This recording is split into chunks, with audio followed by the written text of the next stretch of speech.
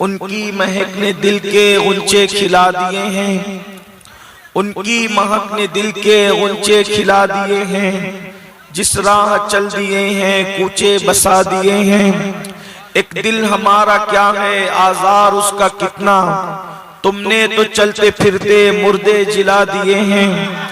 ہم سے فقیر بھی اب پھیری کو اٹھتے ہوں گے، اب تو غنی کے در پر بستر جما دیے ہیں۔ آنے دو یا ڈبو دو اب تو تمہاری جانب، کشتی تمہیں پہ چھوڑی لنگر اٹھا دیے ہیں۔ دولہا سے اتنا کہہ دو پیارے سواری روکو، مشکل میں ہے براتی پرخار وادیے ہیں۔ میرے کریم سے گر قطرہ کسی نے مانگا، دریا بہا دیے ہیں در بے بہا دیے ہیں۔ اللہ کیا جہنم اب بھی نہ سرد ہوگا، اللہ کیا جہنم اب بھی نہ سرد ہوگا، رو رو کے مصطفیٰ نے دریا بہا دیے ہیں۔ ملک سخن کی شاہی تم کو رضا مسلم، جس سمت آ گئے ہو سکے بٹھا دیے ہیں۔ آج کی یہ محفل اصلاح عقائد و اعمال کے حوالے سے انعقاد پذیر ہے، اور ماشاءاللہ موسم بڑا خوبصورت ہے، اور آپ لوگ بھی ماشاءاللہ بڑی خوبصورتی کے ساتھ یہاں پر سننے کے لیے جمع ہیں۔ محفل بہت دیر تک نہیں چلے گی، اس لیے کہ یہ موسم محفل کی مناسبت اور حمایت میں نظر نہیں آتا، اس لیے بہت جلد میں اپنی گفتگو کو سمیٹوں گا، اور میرے بعد دنیا سنیت کے عظیم خطیب، عالمی مبلغ اسلام، داعی کبیر، عطائے حضور مفتی اعظم حضرت علامہ حافظ و قاری محمد شاکر علی نوری صاحب قبلہ ہمارے قائد، ہمارے امیر، تھوڑی دیر میں انشاءاللہ تشریف لائیں گے، اور آپ ان کا خطاب بلکہ خطاب نایاب سماعت کرنے کی سعادت حاصل کریں گے۔ قبلہ امیر محترم جب تک تشریف لاتے ہیں، تھوڑی دیر کچھ معروضات آپ کی خدمت میں پیش کرنے کی سعادت حاصل کی جاتی ہے۔ آیہ کریمہ کے جس حصے کی تلاوت کی گئی ہے، اللہ تبارک و تعالی اس کے متعلق مجھے حق کہنے اور آپ سب کو حق سن کر اس پر عمل کرنے اور اسے عام کرنے کی توفیق عطا فرمائے۔ میں کوئی تمہیدی گفتگو کرنے کی بجائے ڈائریکٹ گفتگو آج شروع کرنا چاہتا ہوں، اس لیے کہ وقت مختصر ہے، اور ہم لوگوں کو کلکتہ سے جو ہے وہ فلائٹ پکڑنی ہے، تو بہت جلدی انشاءاللہ گفتگو مکمل کر لی جائے گی۔ اللہ پاک نے اپنی مقدس کتاب میں مومنوں کو دو ذمہ داریاں سونپی ہیں۔ ہر مسلمان کو، ہر مومن کو اللہ نے دو ذمہ داریاں دی ہیں، اور دو ذمہ داریوں کا بار اس کے کندھوں پر ہے۔ ان دو ذمہ داریوں کو، دو ڈیوٹیوں کو ہمیں آج کی اس محفل میں جو اصلاح عقائد و اعمال کی محفل ہے اس میں محسوس کرنا ہے۔ اللہ کی طرف سے ڈیوٹی کیا ہے، اللہ کی طرف سے ذمہ داری کیا ہے، اللہ نے ہمیں کون سی ذمہ داری دی ہے بحیثیت مومن، بحیثیت مسلمان۔ تو قرآن کہتا ہے اے ایمان والو، یا ایھا الذین آمنو، یعنی اے ایمان والو، قوا انفسکم واہلیکم نارا، اے ایمان والو اپنے آپ کو اور اپنی اولاد کو جہنم کی آگ سے بچا لو۔ اے ایمان والو، اللہ کی طرف سے دو ڈیوٹی دی گئی ہے، ایک اپنے آپ کو اور دوسری اپنی اولاد کو جہنم کی آگ سے بچا لو۔ اور یہ جہنم کی آگ کیا ہے؟ وقودھا الناس والحجارہ، یہ جہنم کی آگ انسان اور پتھر سے دہکائی گئی ہے۔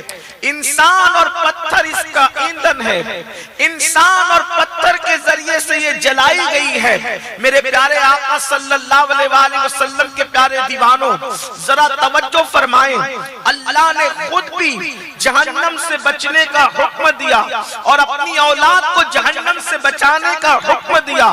یعنی اے مومنوں، اے مسلمانوں، اے میرے محبوب کے غلاموں، ایسے راستے پر نہ جانا جس راستے پر چلنے کے بعد تم جہنم کے اندر داخل ہو جاؤ، اور اپنی اولاد کو بھی اس راستے پر مت جانے دینا جس راستے پر چل کر تمہاری اولاد جہنم کا ایندھن بنے۔ اللہ اکبر۔ اس سے پہلے کہ جہنم کے راستے کے متعلق گفتگو کی جائے، جہنم کے راستے کے متعلق بات کی جائے، تھوڑی ایک حدیث آپ سن لیں بہت غور سے اور توجہ کے ساتھ۔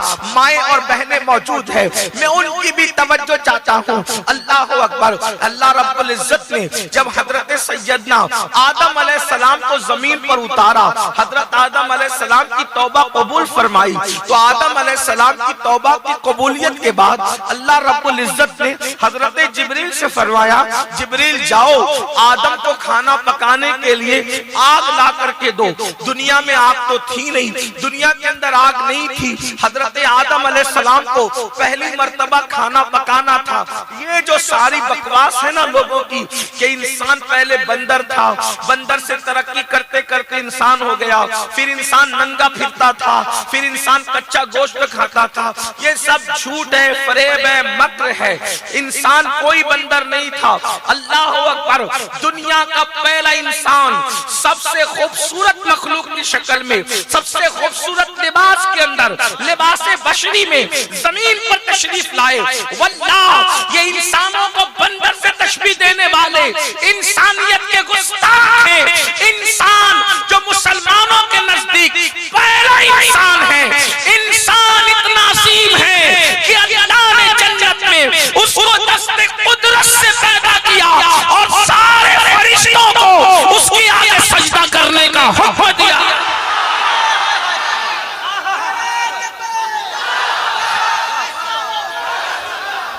انسانیت کے ٹھیکیدار یہ کیا جانے انسانیت کو، واللہ انسان پہلا وہ ہے جسے آدم کہتے ہیں، اسی لیے حضرت آدم کی ساری اولاد کو آدمی کہتے ہیں۔ میرے پیارے آقا علیہ السلام کے پیارے دیوانوں، لیکن میرا عنوان وہ نہیں ہے۔ اللہ اکبر۔ حضرت آدم علیہ السلام کی توبہ کی قبولیت کے بعد پہلی مرتبہ کھانا بنانا تھا تو آگ کی ضرورت تھی۔ اللہ نے جبریل علیہ السلام کو کہا جائیے اور جہنم سے آگ لے کر کے جائیے اور جہنم سے آگ لے کر کے جو ہے وہ حضرت آدم کو پیش کر دیجئے تاکہ آدم علیہ السلام جو ہے وہ کھانا تیار کریں۔ اب ذرا دھیان سے سننا، آپ اگر سن لیں گے تو مجھے بہت اچھا لگے گا۔ یہاں کے لوگ بڑے محبتی ہیں، بلکہ یہاں ہی کے نہیں، ہندوستان کی ہر ریاست میں، ہر گاؤں میں، ہر دیہات میں میں جہاں گیا تو مجھے محبت ہی ملی۔ تو میں اس نتیجے پہ پہنچا کہ اللہ نے ہندوستان کی مٹی ہی میں محبت اور الفت رکھی۔ اگر ہندوستان کی محبت مٹی میں محبت نہ ہوتی تو پہلا انسان دنیا کا اس زمین پر کیوں تشریف لاتا؟ آدم علیہ السلام ہندوستان ہی میں تشریف لائے، اس لیے اس مٹی میں بڑی محبت ہے، بڑا پیار ہے، بڑا خلوص ہے۔ ایک بات آپ کو بتاؤں، ہماری عوام کو لوگ ڈانٹتے ہیں، جو وہ ان کی بے عزتی کرتے ہیں، انسلٹ کرتے ہیں، تربیت کے لیے کرے تو اچھی بات ہے، لیکن ایک بات کہوں، آپ افریقہ میں، امریکہ میں، برطانیہ میں، دبئی میں، شام میں، یمن میں کروڑوں روپے خرچہ کر کے بھی اتنے انسانوں کو تقریر سننے کے لیے جمع نہیں کر سکتے۔ یہ صرف ہندوستان والوں کی شان ہے کہ نبی پاک کے نام پر یہ رات بھر غلامی کرتے بیٹھے ہوئے۔ اللہ پاک آپ کی محبتوں کو سلامت رکھے، آپ کے پیار کو سلامت رکھے، آپ کی الفتوں کو سلامت رکھے۔ خدا ہمارا محفل منعقد کرنا سلامت رکھے، سننے والوں کا سننا سلامت رکھے۔ اللہ ہمارے شورا کو سلامت رکھے، خطبہ کو سلامت رکھے، نقبہ کو سلامت رکھے، ہمارے سامعین کو سلامت رکھے۔ جب تک زندہ ہے زمین پر محفل رسول سجے گی اور انشاءاللہ قبر میں جائیں گے تو بھی مصطفیٰ جان رحمت کے گیت گاتے جائیں۔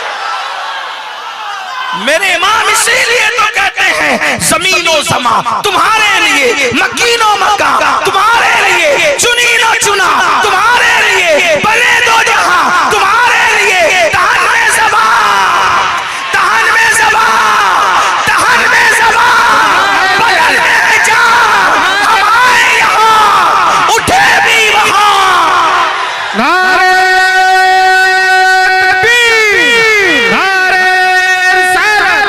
مسلک اعلیٰ حضرت، کلام اعلیٰ حضرت، اولاد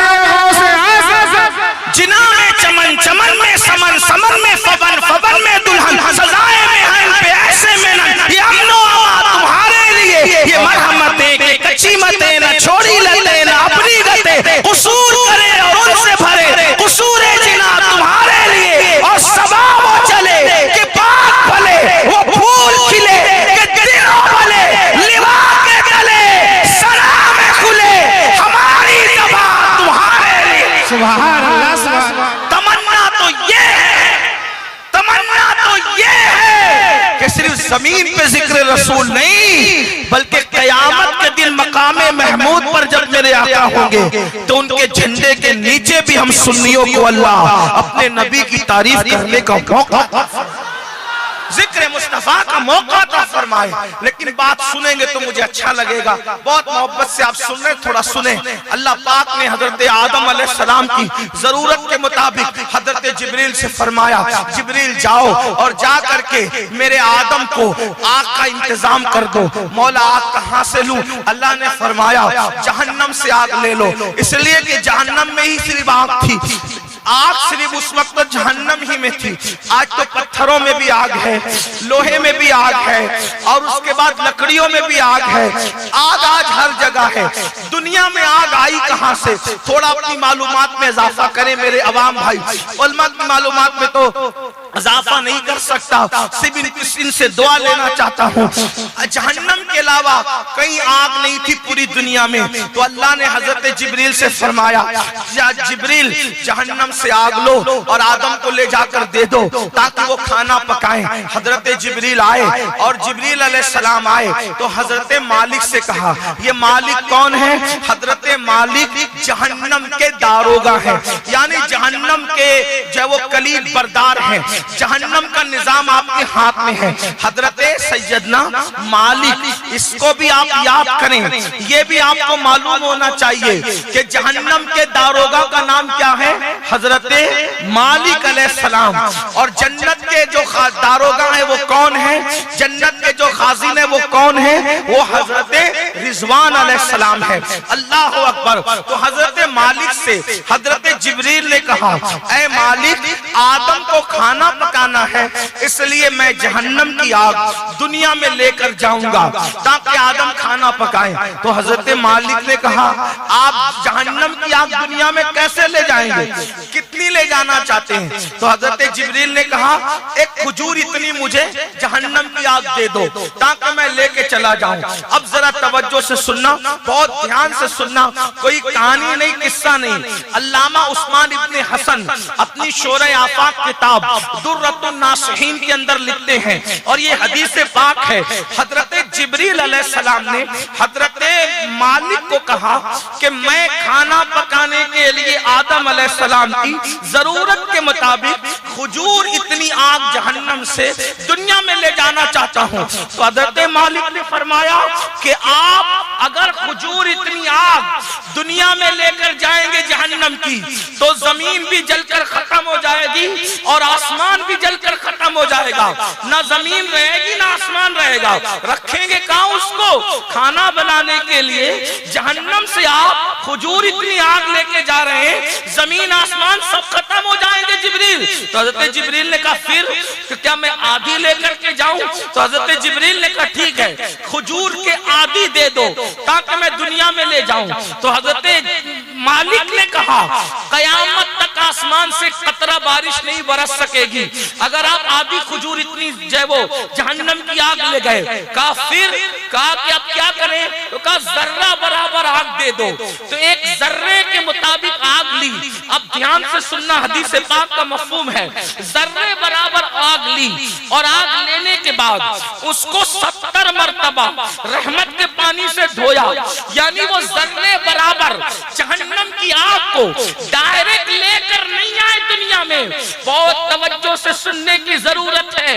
اصلاح معاشرہ کی محفل میں آنے والوں، اصلاح معاشرہ کی محفل منعقد کرنے والوں، اپنے آپ پر رحم کر لو، اپنے حال پر رحم کر لو، اپنی عافیت کے لیے غور کر لو، اپنی عافیت کے لیے سوچ لو، اپنی آخرت کے لیے سوچ لو۔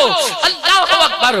جبریل علیہ السلام ایک ذرے کے برابر آگ جہنم کی لیتے ہیں اور 70 مرتبہ اس کو رحمت کے پانی سے دھوتے ہیں اور 70 بار رحمت کے پانی میں دھو کر ڈبا کر اس کو دنیا میں پہلی بار لاتے ہیں. یہ دنیا میں پہلی بار آگ آئی، جہنم کی آگ ذرے کے برابر 70 مرتبہ رحمت کے پانی سے نہا دھو کر کے آئی اور پھر حضرت جبریل نے اس کو ایک پہاڑ پہ رکھا. اے آدم، آپ کی ضرورت کے مطابق یہ اللہ نے آگ دی ہے، اس سے کھانا پکاؤ. تو جیسی وہ ذرہ برابر آگ جو 70 مرتبہ رحمت کے پانی سے دھوئی گئی تھی وہ پہاڑ پہ جیسے ہی رکھی تو وہ پہاڑ کے اندر آگ لگ گئی اور پورا پہاڑ جل کر کے خاکستر ہو گیا. اور وہ جو ذرے برابر آگ تھی وہ پہاڑ کو جلا کر واپس پھر جہنم کے اندر لوٹ گئی. 70 مرتبہ رحمت کے پانی سے دھلنے کے بعد بھی پہاڑ کو جلا دیا اور وہاں رکی نہیں بلکہ وہ جہنم کے اندر لوٹ گئی پہاڑ کو جلا کر. اب وہ پہاڑ جلا تو اس سے دھواں نکلا، وہ سارا دھواں لوہے میں، پتھر میں، جن لکڑیوں میں پہنچا، قیامت تک ان میں آگ پیدا کر دی گئی. یعنی جو آگ آج ہم دنیا میں دیکھ رہے ہیں یہ آگ جہنم کی آگ کو 70 بار دھو کر جس دھلی ہوئی آگ نے پہاڑ کو جلایا تھا اس پہاڑ کے دھوئے کا اثر یہ دنیا کی آگ ہے. دنیا کی آگ. اب یہ دنیا کی آگ میں اگر کوئی ہاتھ ڈال دے تو اس کا کام، اس کا حال کیا ہوتا ہے؟ دنیا کی آگ میں اگر کوئی جل جائے اس کا حال کیا ہوتا ہے؟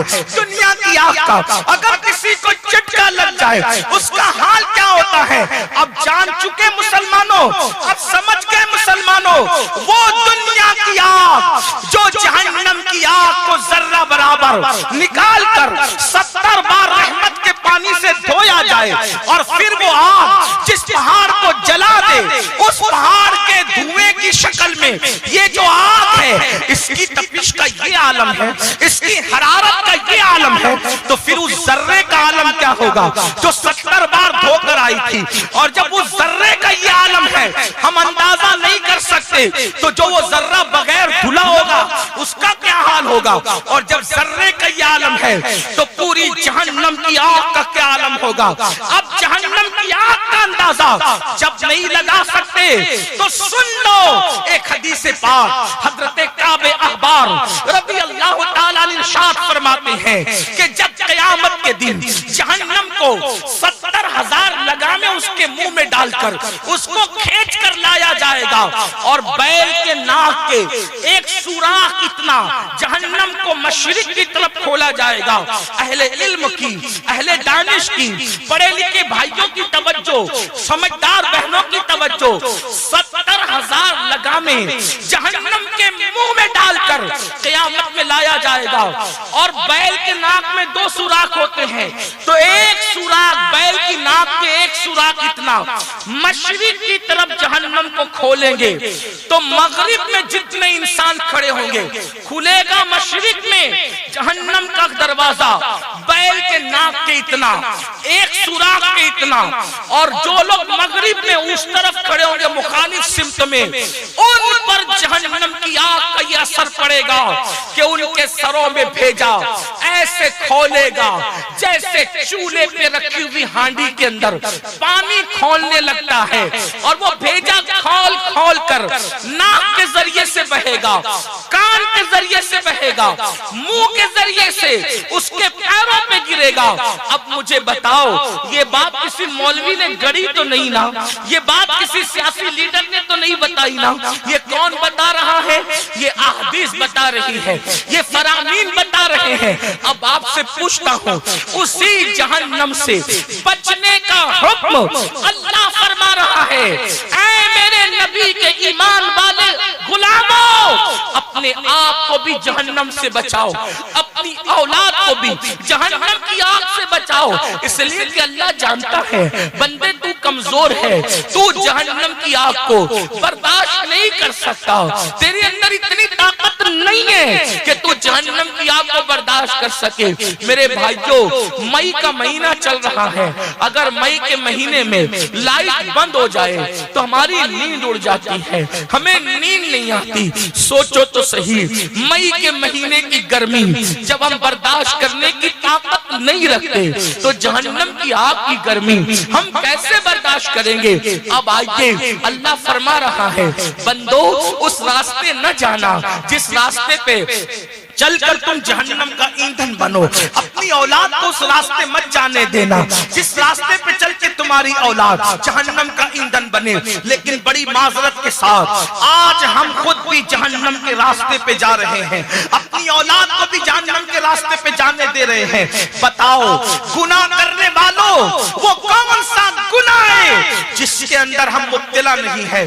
اگر آپ لوگ برا نہ مانیں تو میں چند مشہور گناہوں کا ذکر آج کرنا چاہتا ہوں اور اس کا انجام بھی بتانا چاہتا ہوں۔ مجھے شوق نہیں ہے، سفید ریش والے بزرگ مجھ سے بڑی عمر والوں سے میں معافی چاہتا ہوں، لیکن میں چند باتیں کروں گا اور کھل کے کروں گا، اس لیے کہ میری قوم تباہی کے دہانے پر پہنچ چکی ہے۔ میری قوم کی 16 17 سال کے لڑکے اور لڑکیاں زنا کے اندر مبتلا ہوتے جا رہے ہیں، گندی فلمیں دیکھنے کی وجہ سے، گندے پکچر دیکھنے کی وجہ سے، گندی تصویریں دیکھنے کی وجہ سے آج ہمارے سماج میں زنا عام ہو رہا ہے، اور زنا کو کوئی معیوب بھی نہیں سمجھتے، آج زنا کو فیشن سمجھتے ہیں، آج زنا کو آرٹ سمجھتے ہیں، اس لیے کہ فلموں میں ہیرو ہیروئن کو زنا کرتے دیکھا، اداکاروں کو زنا کرتے دیکھا، سمجھتے فیشن ہے۔ سن لو، ان نچنیوں کا دین سے کیا تعلق ہے؟ آپ کے پاس اللہ کی کتاب موجود ہے، جانتے ہو اللہ کی کتاب قرآن جو تمہارے گھروں میں ہے وہ چند صفحات کا مجموعہ، کوئی عام کتاب نہیں ہے، اللہ کی کتاب ہے، اللہ کی کتاب۔ اور پوری کائنات میں اس وقت صرف ایک ہی کتاب ہے جو اللہ کی کتاب ہے، اور جیسے اتری تھی اسی حالت میں ہے، وہ صرف مسلمانوں کے پاس ہے۔ مجھے بتاؤ، اللہ جیسی ذات کوئی ذات نہیں، اللہ جیسی کتاب کوئی کتاب نہیں، جس کے پاس قرآن جیسی کتاب موجود ہو اس گھر میں بے برکتی کیسے؟ جس گھر میں کتاب اللہ موجود ہو اس گھر میں چوری کیسے ہو سکتی ہے؟ اس گھر میں آگ کیسے لگ سکتی ہے؟ اس گھر کی بیٹیوں کو رشتے کیوں نہیں آتے؟ اس گھر میں بچے نافرمان کیوں ہیں؟ جانتے ہو؟ اللہ اکبر، مجھے بتاؤ، جب کتاب اللہ گھر میں موجود ہے، جانتے ہو اگر کتاب اللہ سینے میں ہو تو قبر کی مٹی اس کو نہیں کھا سکتی ہے، کتاب اللہ سینے میں ہو تو اس کو گھبراہٹ موت کے وقت نہیں ہو سکتی، کتاب اللہ سینے میں ہو تو اگر اس نے کتاب کا حق جانا اس کا برا خاتمہ نہیں ہو سکتا، کیونکہ یہ کتاب کیا ہے؟ حدیث پاک میں آتا ہے کتاب اللہ وہ لٹکتی ہوئی رسی ہے، کتاب اللہ وہ لٹکتی ہوئی رسی ہے دنیا میں جس کا ایک سرا اللہ کے ہاتھ میں ہے، اور دوسرا سرا اگر تو پکڑ لے تو تیرا ہاتھ اللہ کے ہاتھ میں پہنچ جائے، اس کے دست قدرت میں پہنچ جائے۔ لیکن ہم نے کتاب اللہ کا فائدہ کیوں نہیں ہو رہا ہے پتہ؟ جیسے کافر کو رمضان شریف کا فائدہ نہیں ہوتا، ویسے مسلمانوں کو کتاب اللہ کا فائدہ اس لیے نہیں ہو رہا ہے کہ جو رمضان شریف کی عزت کرے گا رمضان شریف کا فائدہ اسی کو ملے گا، ورنہ جو عزت نہ کرے اس کے لیے جنوری اور رمضان برابر ہے نا؟ وہ کیسے برکت پائے گا؟ برکت تو اس کو کہ جو ماننے والے کو برکت ملتی ہے۔ آپ اگر نہیں سمجھے تو بتاتا ہوں، صدیق نے مانا تو صحابی ہوئے، ابو جہل نے نہیں مانا، کافر کے کافر رہا۔ بات تو ماننے نہیں ماننے کی ہے نا؟ دونوں نے دیکھا دونوں نے، ابو بکر نے اتنی قدر کی کہ اپنے آپ کو سانپ سے 70 بار ڈسوا لیا، اتنی قدر کی 70 بار اپنے پیر کو ڈسوایا، لیکن رسول اللہ کی نیند میں خلل آنے نہیں دیا۔ اور ابو جہل نے پتھر مارے تو ابو جہل اور ابو بکر برابر نہ ہو سکے، دیکھا دونوں نے، سنا دونوں نے، پڑوس میں دونوں رہے، ایک جنتیوں کا سردار بن گیا، ایک جہنم کا کتا بن گیا۔ وہ دیکھنے کی بات نہ تھی، قدر کی بات تھی، ماننے کی بات تھی. تو گھروں میں قرآن تو رکھا ہے مگر اس کی عزت کون کرتا؟ اگر عزت نہیں کرتے روتے رہو بیٹی کو رشتے نہیں آئے. کہتے مولانا کوئی عمل بتا دیں بیٹی کو رشتہ ہے. میں نے کہا قرآن کی عزت کرنا سیکھ جا، کسی عمل کی ضرورت نہیں. قرآن کی عزت کرنا سیکھ جا، کسی عمل کی ضرورت نہیں. حضرت دعا کر دے روزی میں برکت ہو جائے. ہم کہتے ہیں قرآن کی عزت کرنا سیکھ جا، کسی کی دعا کی ضرورت نہیں. قرآن کو سمجھتے کہ اللہ کی کتاب ہمارے پاس، اور دنیا میں کوئی قوم نہیں ہے جس کے پاس اللہ کی کتاب موجود، صرف ہم ہیں مسلمان. قدر نہیں کر رہے تو سنو، جہنم کا عذاب برداشت کرنے کی طاقت نہیں ہے. اللہ فرما رہا ہے بچو جہنم سے، اپنی اولاد کو بچاؤ. آج زنا عام ہے، فلموں کو دیکھتے، سیریلوں کو دیکھتے، بڑی معذرت کے ساتھ جانتے اداکار لوگ اگر زنا کریں کرائیں افسوس اور تعجب نہیں ہوتا، حالانکہ وہ بھی افسوس کی بات ہے. لیکن جس قوم کے پاس قرآن جیسی کتاب اور جس قوم کے پاس محمد الرسول اللہ جیسا محبوب اور پیغمبر اور قائد موجود، اس قوم کی حال یہ، عورتوں کو پاپ کی نظر سے تکتے. انجام کیا ہے سنو، جلدی پڑھوں گا. بہنوں کی بھی خاص توجہ، اس لیے کہ یہاں کے لوگ زانی ہیں. میں ایسا نہیں کہتا. پہلی بات تو زانی لوگ جلسے میں آتی ہی نہیں، کیونکہ جو نیک ہوتے ہیں وہی آتے ہیں. آپ لوگ ایسے نہیں ہیں. مگر ویکسین کس کو لگاتی ہے؟ ویکسین کس کو لگایا جاتا ہے؟ جو بیمار ہوتا ہے اس کو نہیں، صحت مند لوگوں کو ویکسین لگائی جاتی ہے تاکہ آگے چل کے بیمار نہ پڑو، ہے نا؟ تو یہ ویکسین ہے، یہ ویکسین ہے. آپ زانی نہیں ہو. اللہ نہ کرے کبھی ایسا موقع آ جائے، ہو سکتا ہے کسی فقیر کے یہ جملے آپ کے کان میں پھر گونجنے لگے اور اللہ آپ کے بچنے کا انتظام فرما دے. اور آپ کو مخاطب کر کے ان تک پہنچانا ہے، ان تک جو جس کے کان اس گفتگو کے مستحق ہے، اللہ ان کے کان تک پہنچائے. سن لو اللہ کے بندو، جب کوئی زنا کرتا ہے زنا، تو دنیا میں 3 مصیبتیں اس کو گھیر لیتی ہے. نمبر 1، اللہ اس کے چہرے سے نورانیت اٹھا لیتا ہے، چہرے سے خوبصورتی اٹھا لیتا ہے.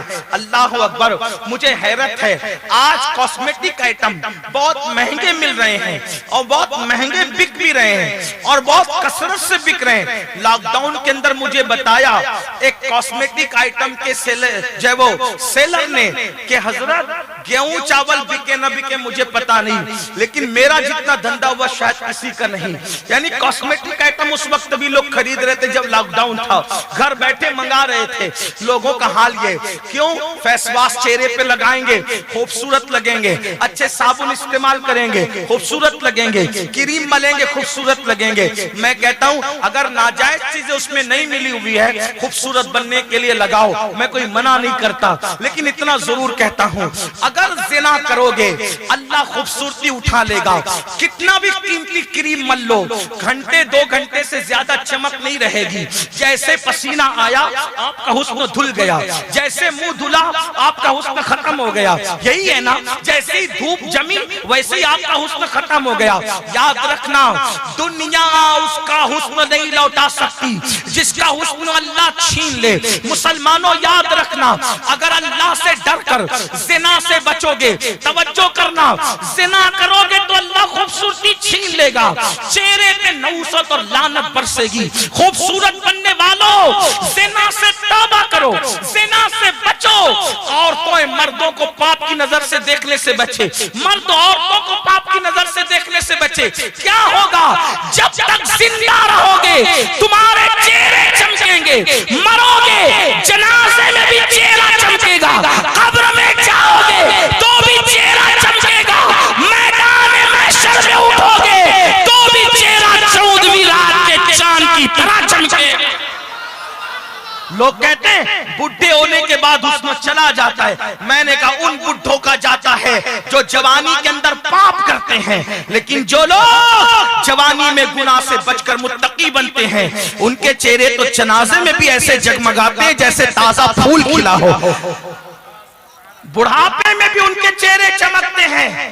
کیا آپ میں سے بہت سارے لوگوں نے حضور تاج الشریعہ کا چہرہ نہیں دیکھا؟ ہم نے تو ان کا اسٹیج پر بھی دیکھا، ہم نے تو ان کو اسٹیج پر بھی دیکھا اور ان کو جنازے میں بھی دیکھا. اسٹیج پہ جتنے خوبصورت لگتے تھے اس سے زیادہ خوبصورت وہ جنازے میں. اور ہمارے بزرگ بتا رہے ہیں کہ اگر متقی بن کر رہو گے، اگر پرہیزگار بن کر کے رہو گے، اگر اللہ والے بن کے رہو گے، گناہوں سے بچ کر رہو گے تو بھی تمہارے چہرے چمکیں گے. اور ایک بات بتاؤں، جوانی میں داڑھی کالی ہو تو چہرہ خوبصورت لگتا ہے گناہ سے بچنے والوں کا، اور داڑھی سفید ہو جائے تو چمک اور بڑھ جاتی ہے. اگر یقین نہیں آتا تو ابھی ہمارے امیر تشریف لائیں گے تو ان کا چہرہ دیکھ لینا، تب آپ کو پتا چلے گا کہ اللہ اکبر.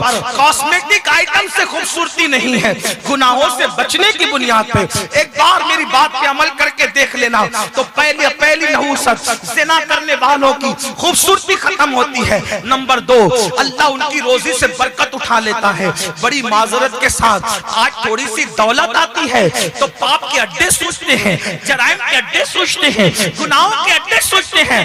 سن لو، جو زنا کرے گا اللہ اس کی الٹی گنتی شروع کر دے گا، اللہ اس کی روزی سے برکت اٹھا لے گا. اور تیسری نحوست، اللہ اس کی عمر میں کٹوتی کر دیتا ہے، عمر اس کی گھٹا دیتا ہے. ہر انسان زندہ رہنا چاہتا ہے، لیکن اور پھر اتنا ہی نہیں، میرے اور تمہارے سچے نبی، اگر یہ حدیث میں نہیں آتا تو میں بیان کرنے کی ہمت نہیں کرتا.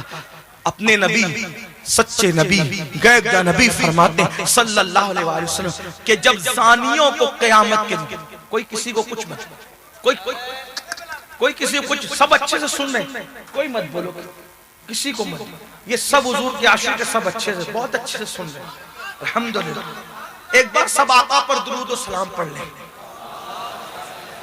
رب صلی وسلم دائما ابدا علی حبیبک خیر الخلق کلہم صلاۃ و سلام علیک یا جد الحسن والحسین.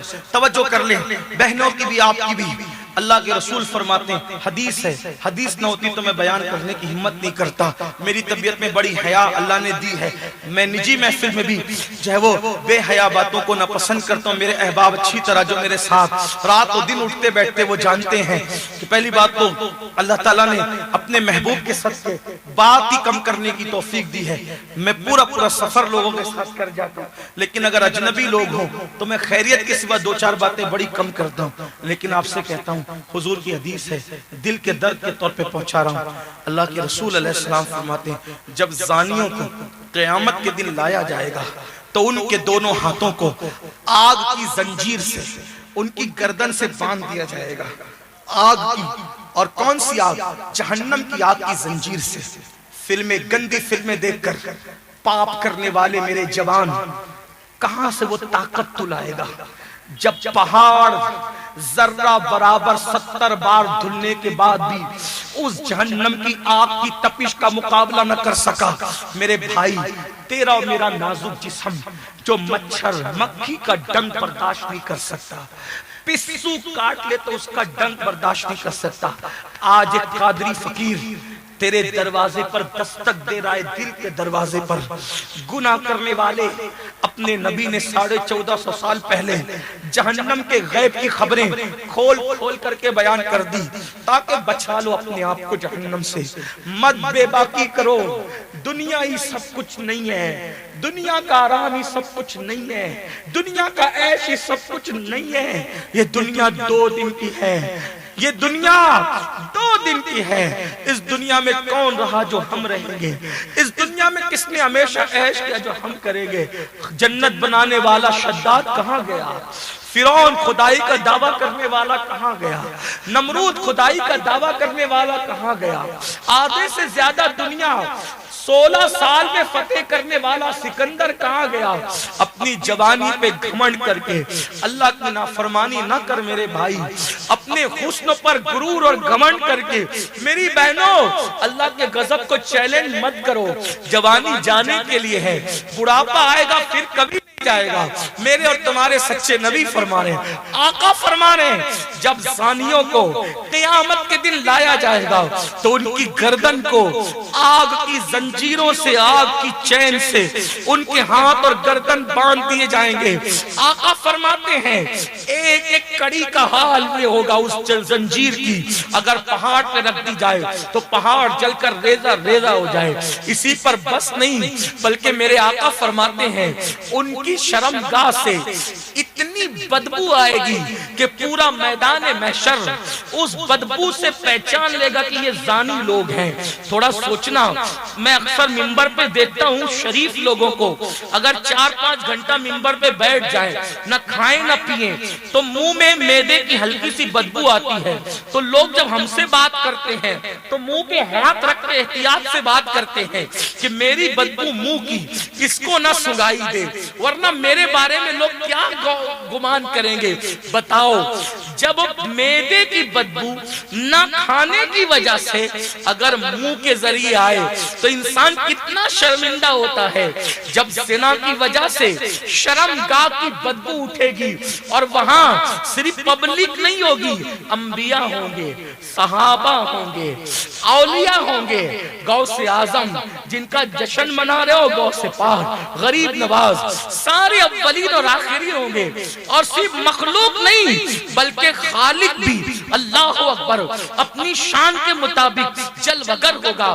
آج بھی وہ اپنے علم و قدرت کے اعتبار سے ہر جگہ موجود ہے، لیکن وہاں تو حجابات اٹھے ہوئے ہوں گے۔ سوچو شرمگاہوں سے اتنی بدترین بدبو آئے گی کہ محشر والے ان بدبو سے تنگ ہوں گے اور لعنت کریں گے، او زانیوں تمہاری شرمگاہ کی بدبو نے ہمارا سر پھاڑ ڈالا، ہمارے سروں کو تکلیف میں ڈال دیا۔ اسی پہ بس نہیں، یہ ذلت کوئی کم ذلت نہیں ہوگی۔ میرے اور تمہارے سچے نبی نے فرمایا پھر جہنم کی آگ کا بنا ہوا قمیص، جہنم کی آگ کا بنا ہوا کرتا حضرت مالک ان زانیوں کو پہنائیں گے اور پھر ان کے چہروں پر جہنم کی آگ رکھ کر دہکائی جائے گی اور ان کی شرمگاہوں کو جہنم کے آگ کے ہتھوڑے سے مارا جائے گا۔ غور کریں، یہ حدیث میں نہیں آتا، میں کبھی بیان کرنے کی ہمت نہیں ہے، کسی میں طاقت 2 منٹ کی لذت کے لیے ہمیشہ کا عذاب مول لینے والوں، اور اسی پہ بس نہیں بلکہ اللہ اکبر، اللہ کے سچے نبی صلی اللہ علیہ وآلہ وسلم فرماتے ہیں پھر حضرت مالک جو خازن داروغہ جہنم ہے وہ کہیں گے اے فرشتوں ان زانیوں کی آنکھوں میں آگ کی سلاخیں بھر دو، کیونکہ یہ حرام دیکھتے تھے، حرام، ان کی آنکھوں میں آگ کی سلاخیں ڈال دو۔ آپ سے پوچھتا ہوں آنکھ کتنی نازک ہے اپنی، اگر اس میں کچرا چلا جائے تو یہ آنکھیں رو رو کر لال ہو جاتی ہیں۔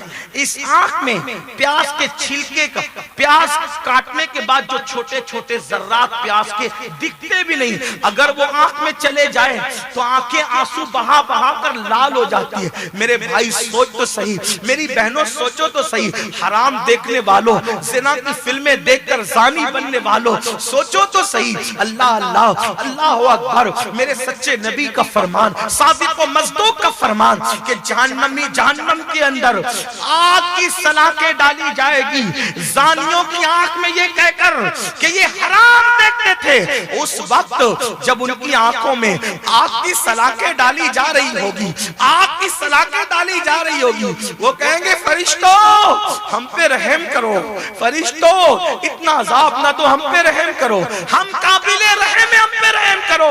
فرشتے کہیں گے ظالم کیا تو نے اللہ کا فرمان نہیں سنا تھا کہ زنا کرنے والوں پہ اللہ کی لعنت ہے، سب سے زیادہ عذاب اللہ زانیوں کو اور بے نمازیوں کو دے گا۔ کیا تم نے یہ نہ سنا تھا؟ اللہ اکبر، میرے بھائیو بتاؤ کیسے برداشت کرو گے؟ اس کے بعد اللہ میرے آقا صلی اللہ علیہ وآلہ وسلم کے غلاموں، ہمارے درمیان زنا کے علاوہ ایک برائی اور عام ہوتی جا رہی ہے، اور وہ کیا ہے؟ نوجوان نشے کی طرف بھی جا رہے ہیں، نشہ کرتے ہیں، کوئی دارو سے، شراب سے، کوئی گولیوں سے، کوئی دواؤں سے، کوئی جو ہے وہ انجیکشن سے، کوئی ہیروئن سے، کوئی ڈرگ سے، کوئی ایم ڈی سے۔ یاد رکھنا اللہ کے رسول علیہ السلام فرماتے ہیں جو محمد کا انکار کرے گا وہی نشہ کرے گا، صلی اللہ علیہ وسلم۔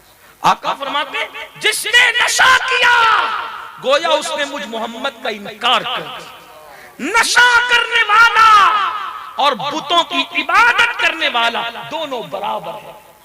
اس کی تشریح علماء کرتے ہیں اگر وہ حلال سمجھ کر کرے، یا ایک مقام پر علماء فرماتے ہیں یعنی بتوں کی عبادت کرنے والے کو جو عذاب دیا جائے گا نشہ کرنے والے کو وہی عذاب دیا جائے گا جہنم کے اندر۔ نہیں برداشت کر سکتے میرے بھائی، اگر سر کا درد ہو تو ہم برداشت نہیں کر سکتے، اگر پریشر بڑھ جائے ہم برداشت نہیں کر سکتے، شوگر بڑھ جائے ہم برداشت نہیں کر سکتے۔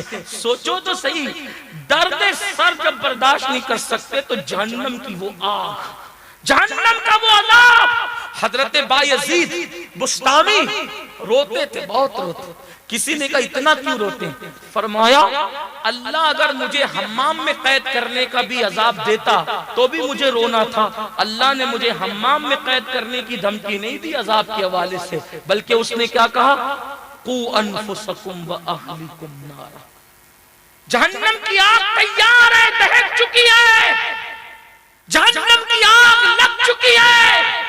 جہنم میں سب سے ہلکا عذاب کیا ہے؟ حدیث پاک ہے بخاری شریف کی کہ جہنم میں جو سب سے کم عذاب ہے کہ پیر میں آگ کی جوتی پہنائی جائے گی، آگ کی جوتی، اور جب آپ کی جوتی پیر میں پہنائی جائے گی تو بھیجا کھولے گا جیسے چولہے پہ رکھی ہوئی ہانڈی کے اندر پانی کھولتا ہے۔ صحابہ نے کہا حضور یہ سب سے ہلکا عذاب ہے تو بھاری عذاب کیا ہوگا؟ آقا علیہ السلام فرماتے ہیں بھاری عذاب وہ ہے جس کو نہ کسی آنکھ نے دیکھا، نہ کسی کان نے سنا، نہ کسی دماغ نے تصور کیا، اس کا کوئی تصور ہی نہیں کر سکتا جو جہنم کا بھاری عذاب ہے۔ کہا اچھا حضور یہ بتا دیں وہ ہوگا کس کو؟ سب سے بھاری عذاب کس کو ہوگا؟ ہلکا عذاب یہ آگ کی جوتیاں، ہوگا کس کو؟ فرمایا جو نماز میں سستی کرتے، جو نماز میں سستی کرتے ان کو سب سے بھاری عذاب جہنم میں ہوگا۔ ایک اس کی جھلک آقا علیہ السلام بیان کرتے ہیں جس کو تنبیہ الغافلین کے اندر لکھا گیا ہے۔ اللہ کے رسول علیہ السلام فرماتے ہیں جہنم میں ایک وادی ہے، جہنم میں ایک وادی، اس کا نام جب الحزن ہے۔ جہنم کی اس وادی کا نام جب الحزن ہے، اور وہ جب الحزن اس کو اردو میں ترجمہ کریں تو اس کو یہ کہہ سکتے کہ غم کا کنواں، غم کا کنواں، جب الحزن۔ آقا فرماتے ہیں اس میں جو بچھو ہے نا، بچھو وہ کھچروں کی طرح موٹے موٹے بچھو ہے، اور اس میں ایک ایک کھچر کے منہ میں 70 ڈنک ہے، اور ہر ڈنک کے اندر 70 تھیلیاں زہر کی۔ جب وہ کسی بے نمازی کو ڈسے گا، بے نمازی کو ڈسے گا تو 1000 سال تک کہ اس کا زہر اس کے جسم میں گھومتا رہے گا، اور اس کا گوشت تو چھڑ جائے گا اور اس کی ہڈیاں چور چور ہو جائے گی۔ یہ اللہ کے رسول علیہ السلام نے فرمایا۔ ایک حدیث اور سن لو، اللہ اکبر، اس حدیث کو بھی درۃ الناصحین کے اندر علامہ عثمان لکھتے ہیں، اور دل کے کان سے سننا۔ اللہ کے رسول علیہ السلام کا ظاہری دور ہے۔ آج کل تو لوگ بڑے بے باک ہیں، مولانا چھوڑو یار، نماز کی کیا بات کرتے ہو، ہم نے تو غوث پاک کا دامن پکڑا، ہم نے تو غریب نواز کا دامن پکڑا۔ میں کہتا ہوں سنیو، جس کے ہاتھ میں نماز کا دامن نہیں اس کے ہاتھ میں غوث پاک کا دامن مکمل طور پہ کیسے ہو سکتا ہے؟ غریب نواز کا دامن مکمل طور پہ کیسے ہو سکتا ہے؟ سن لو، اپنے آپ کو فریب مت دو، اپنے آپ کو دھوکہ مت دو. اللہ کے رسول صلی اللہ علیہ وسلم کا ظاہری دور ہے. آقا علیہ السلام کے ظاہری دور میں ایک جوان آتا ہے, روتے ہوئے آتا ہے, اس کی آنکھوں میں آنسو تھے, وہ رو رہا تھا. اللہ کے رسول علیہ السلام نے اس کو روتے دیکھا اور پوچھا, اے جوان کیوں رو رہا ہے, تیرے رونے کی وجہ کیا ہے؟ وہ جوان کہتا ہے, یا رسول اللہ صلی اللہ علیہ وسلم, میرے ماں باپ آپ پر قربان. آقا آج میرے ابا جی کا انتقال ہو گیا, آج میرا باپ مر گیا ہے, اس لیے میں رو رہا ہوں. رونے کی وجہ یہ آقا کہ ہم لوگ دیہات میں رہتے ہیں, ہم لوگ گاؤں کے رہنے والے لوگ ہیں, میرا باپ مر گیا, نہ کوئی کفن پہنانے والا ہے اس کو, نہ کوئی غسل دینے والا ہے اس کو. اللہ اکبر, نہ کفن پہنانے والا نہ غسل دینے والا, اس لیے آقا رو رہا ہوں. میں اپنے باپ کو کیسے کفن پہناؤں, میں اپنے باپ کو کیسے غسل دوں اکیلے, اس کی تدفین کیسے کروں؟ تو میرے آقا علیہ السلام نے فرمایا, سیدنا صدیق اکبر سے اور سیدنا فاروق اعظم سے, ابو بکر عمر جاؤ اور جا کر کے اس کے گاؤں میں جا کر اس کے باپ کو غسل دو, اس کے باپ کو کفن پہناؤ, اور جا کر کے جنازے کی نماز پڑھ کر کے اس کو دفن کر دو. اللہ اکبر, ذرا سوچو تو صحیح, جس کی میت میں صدیق اکبر اور فاروق اعظم جیسے لوگ جائیں, اللہ اللہ, مگر سنو اللہ کی خفیہ تدبیر, اللہ کا غضب, اللہ کا جلال, اللہ کا عذاب, اللہ کی پکڑ.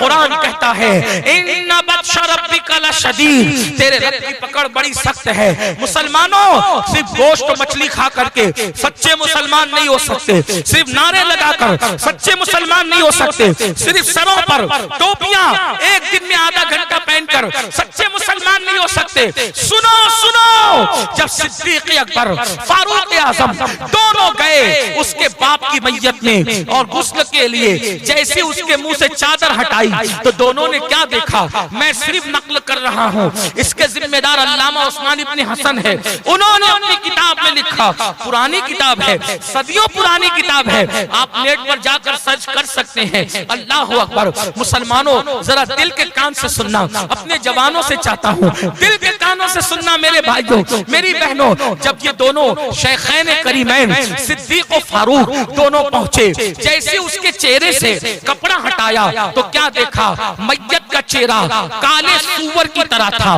کالے خنزیر کی طرح تھا, اس کا چہرہ کالے سور اور کالے خنزیر کی شکل میں تبدیل ہو چکا تھا.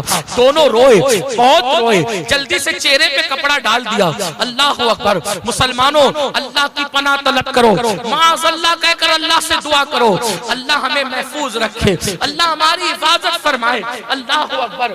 پھر کیا ہوا؟ اللہ اللہ, سیدنا صدیق اکبر اور سیدنا فاروق اعظم دونوں نے ایک قاصد کو اللہ کے رسول کی بارگاہ میں بھیجا. یا رسول اللہ, آپ نے جس کو غسل دینے اور کفن پہنانے کے لیے ہمیں بھیجا تھا, اس کا منہ تو کالے خنزیر کی طرح ہو گیا, کالے سور کی طرح ہو گیا. یا رسول اللہ, اب ہم اس کو کیسے غسل دیں گے, آپ اس کو کیسے کفن پہنائیں گے؟ تو اللہ کے رسول علیہ السلام نے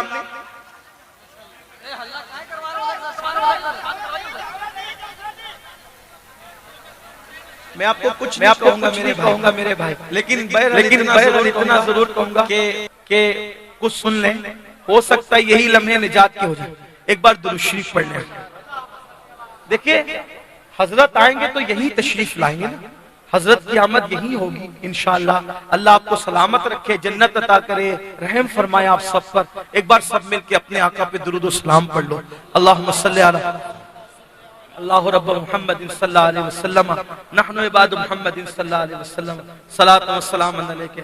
میں بات آگے بڑھاؤں, بڑھا سکتا ہوں بات آگے, بات کروں تو توجہ آپ کی حدیث پاک کی طرف رہے گی, توجہ آپ کی.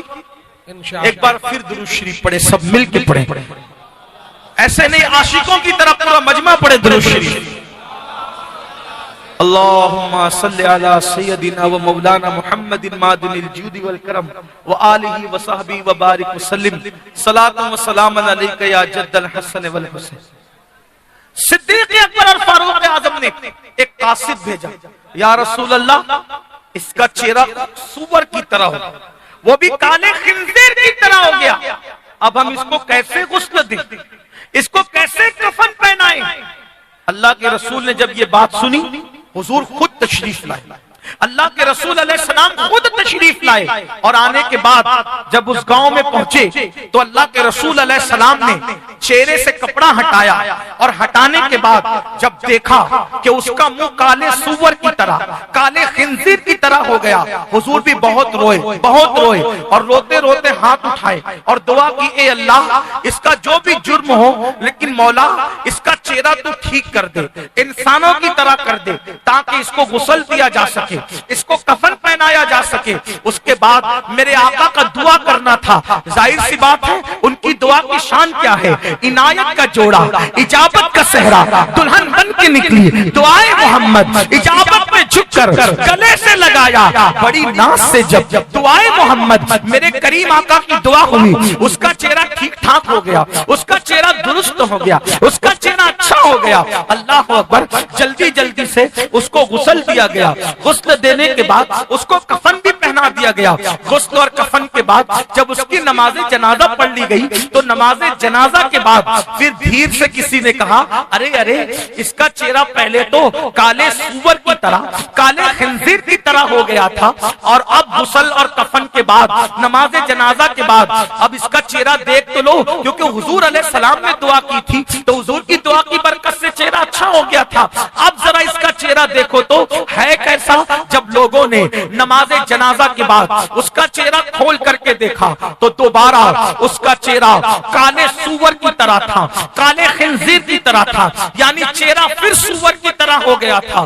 ہائے ہائے، سب رو پڑے، میرے آقا بھی رو پڑے۔ اللہ اکبر، صحابہ کرام نے عرض کیا، یا رسول اللہ صلی اللہ علیہ وآلہ وسلم، ہمارے ماں باپ آپ پہ قربان، آقا اس شخص کا چہرہ بار بار کالے سور کی طرح کیوں ہو جاتا ہے، کالے خنزیر کی طرح کیوں ہو جاتا ہے؟ تو میرے آقا علیہ السلام نے بجائے کچھ جواب دینے کے اس کے بیٹے کو بلایا، غور سے سننا میرے بھائیوں، اس کے بیٹے کو بلایا اور بلا کر فرمایا، اے جوان سچ بتا، یہ تیرے باپ کا کیا گناہ تھا جو اس کا چہرہ بار بار کالے سور کی طرح ہو رہا ہے، کالے خنزیر کی طرح ہو رہا ہے؟ تو اس جوان نے عرض کیا، یا رسول اللہ میرا باپ کوئی گناہ نہیں کرتا تھا، وہ کوئی گناہ نہیں کرتا تھا، بس اس کی ایک بری عادت تھی، جب نماز کا وقت آتا تو وہ سو جاتا تھا، وہ نماز نہیں پڑھتا تھا، وہ نماز میں سستی کرتا تھا۔ تب میرے آقا نے فرمایا، اے میرے صحابہ، جو دنیا میں نماز میں سستی کرے گا، جو دنیا میں نماز نہیں پڑھے گا، جب وہ قیامت کے دن اپنی قبر سے اٹھے گا تو بے نمازی کا چہرہ قیامت کے دن کالے سور کی طرح ہوگا، کالے خنزیر کی طرح ہوگا۔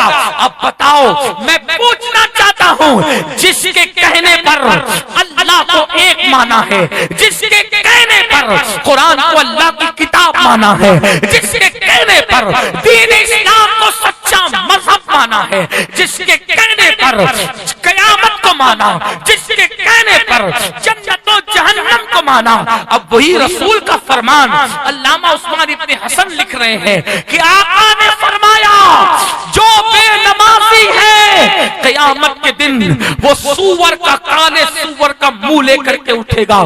مجھے بتاؤ، اگر چہرے پہ سفید داغ آ جائے تو آدمی شادیوں میں جانا چھوڑ دے، آدمی ولیمے میں جانا چھوڑ دے۔ بہت سارے ایسے لڑکے اور لڑکیوں کو جانتا ہوں، اگر چہرے پہ پھنسی آ جاتی ہے وہ اسکول کالج جانا چھوڑ دیتے ہیں۔ میرے بھائیوں، اپنے نبی کے فرمان کی کچھ قدر تو کرو، اپنے حال پہ رحم تو کرو۔ سچے نبی کا فرمان ہے، جو نماز میں سستی کرے گا قیامت کے دن کالے سور کی شکل میں اٹھے گا۔ سوچو، اللہ نہ کرے، ہزار بار نہ کرے، اگر یہ منہ نماز نہ پڑھنے کی وجہ سے قیامت کے دن کالے سور کی طرح، کالے خنزیر کی طرح ہو گیا، بولو کیا کرو گے؟ کس کی دہائی دو گے؟ کس کے دروازے پہ دستک دو گے؟ کہاں جا کر کے پناہ لو گے؟ اس لیے آج دنیا میں اللہ نے وقت دیا، آج دنیا میں اللہ نے ٹائم دیا، موبائل گیم میں اس کو برباد مت کرو، فیس بک میں اس کو برباد مت کرو، یوٹیوب پہ اس کو برباد مت کرو، دوستوں کی فضول محفلوں میں اس کو برباد مت کرو۔ یہ زندگی بڑی قیمتی زندگی ہے، یہ زندگی بڑی اہم زندگی ہے، یہ بڑا اہم سرمایہ ہے۔ اللہ نے تمہیں اور مجھے دنیا میں پہلی اور آخری مرتبہ بھیجا ہے، اس سے پہلے دنیا میں کبھی نہیں آئے تھے، مر جائیں گے، اس کے بعد دنیا میں کبھی نہیں آئیں گے، اور دنیا میں کیوں بھیجا؟ قرآن کہتا ہے الذی خلق الموت والحیات لیبلوکم ایکم احسن عملا. ہم نے تمہیں تھوڑی سی زندگی اس لیے دی کہ کون تھوڑی سی زندگی کو پا کر اچھا عمل کرتا ہے. اس جانچ کے لیے، اس پڑتال کے لیے ہم نے تمہیں زندگی دی ہے. اس زندگی کی قدر کرو، اس کو ضائع مت کرو. اللہ کی عبادت کے لیے ٹائم نکالو. آج سے پہلے جو ہوا سچی توبہ